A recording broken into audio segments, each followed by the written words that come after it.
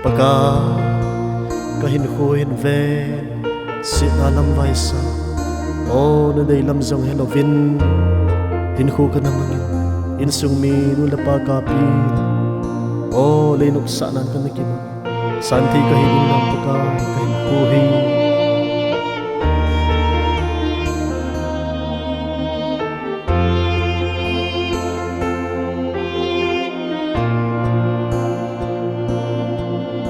SANTHEI KAHI ding nam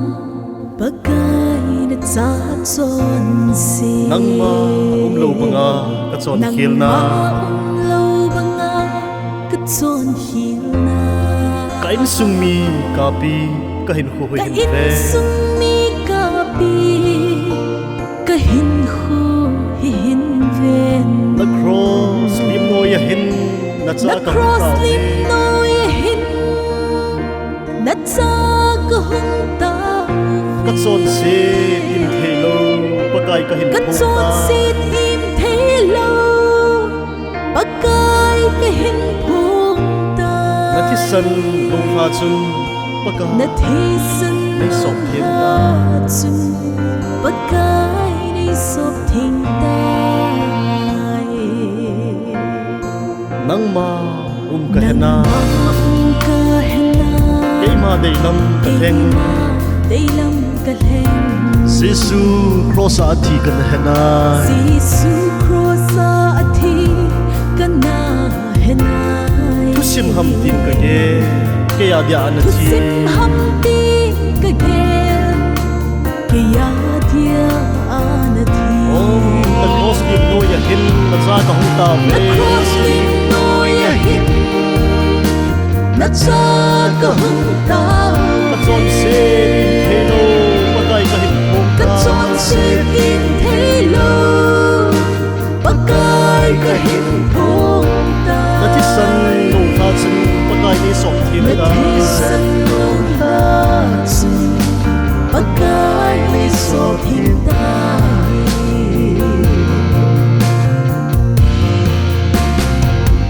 zit le ka vei ka ven kanung ka ma ka ven ka chonset na te in kim ven sumlam ka vet le Pakai na mi huing na kamutai kasi na ve kanung ka ma ka ven